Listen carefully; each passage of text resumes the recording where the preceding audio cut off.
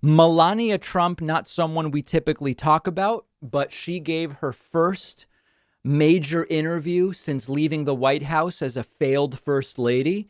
This is an interview on Fox News that I have to tell you, North Korean broadcasters who do North Korean state media, they would see this and blush and go, this is too fawning of an interview. You have to see this.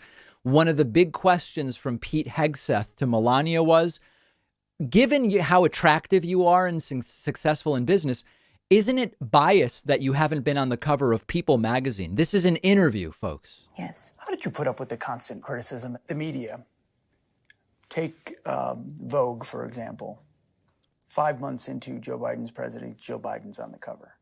Kamala Harris is on the cover before she's even sworn in. Hillary Clinton was on the cover when she was first lady. Right. Michelle was on the cover 3 times. Yet, with your business background and your fashion background and your beauty, never on the cover of Vogue. Why? I mean, is there a more possible question that you could imagine, that a question that's more fawning than this? Double standard.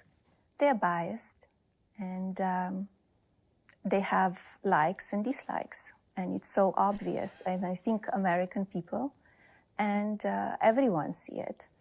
It was their decision, and I have much more important things to do. And we don't know what those things are, but she apparently has more important things to do. This is indistinguishable from a scripted state media interview. She said she did enjoy living at the White House. I like Washington, D.C. Yeah. I know it operates completely different than any other city, but I really like it there, and I enjoyed living in the White House. To be First Lady of the United States was my greatest honor. I think we achieved a lot in the 4 years. Can you think of anything Melania achieved? I can't think of one single thing. Of Trump administration, I enjoyed taking care of the White House. It was my home for a while. I understood it is a people's house. It was a privilege to live there. And maybe it'll be your home again? Never say never. Right. Never say never. She may be back. She took the Fox and Friends interview as an opportunity to promote her NFTs, which I still don't even understand what they do or what they're for. And I kind of know a little bit about this space, and I have no clue what it's about. So you're using a new technology to help raise the profile and fund these initiatives. I have been working on my NFT projects since I left the White House. My NFTs, they are available on melaniatrump.com and usmemorabilia.com. And now we have a few of the NFTs that they are minting on it. It's a national park, beautiful 3D animated pieces. It's hard to imagine something more inspirational than a 3D animated Melania NFT, isn't it? And POTUS Trump. There are pictures and animated videos from our time in the White House. And especially the one that I created for Foster Care Month, it's the rose, the meta rose.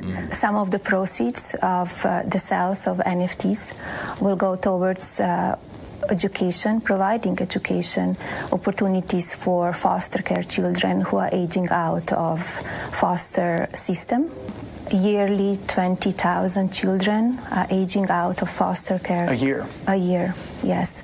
And now we have 407,000 children in foster care system in America today. So I will... What a hard-hitting interview here. And then lastly, she suggests her critics, maybe instead of criticizing her, just help foster kids. Okay. Well, people I see always criticize me whatever I do, and I'm used to that.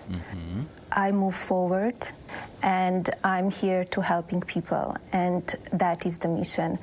And those people who criticize me, I would encourage them to help in their own community, or maybe join my Foster the Future initiative. There you go. So if you were criticizing Melania, instead do something to help the foster kids.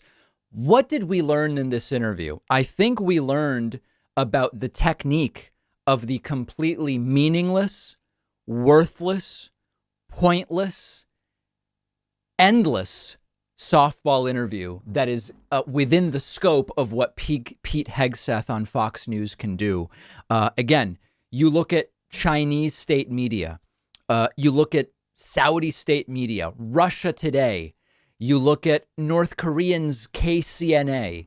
They would see this and go, "That, oh man, that's a little too fawning even for us. We at least pretend to ask a real question." Pete Hegseth didn't. Bizarre stuff. And there is Melania, in case anybody was sort of anxiously waiting to see what she had to say now that she's out of the White House. I hope that it was satisfying to hear from her.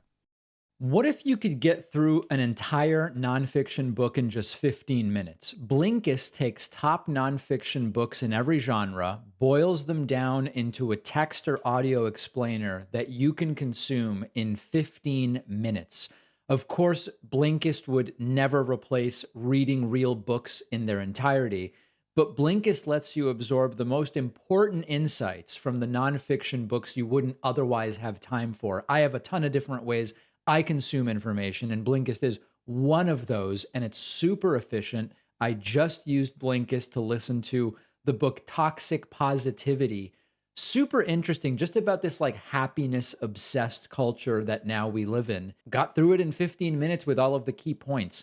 Blinkist also takes tons of popular podcasts and creates a 15-minute explainer for each episode. And Blinkist really just empowers you to grow by discovering new ideas, knowledge that will give you valuable new perspectives about the world. Go to Blinkist.com/Pacman to try Blinkist free for 7 days. And you'll get 25% off a premium subscription that's just $6.25 a month. The link is down below.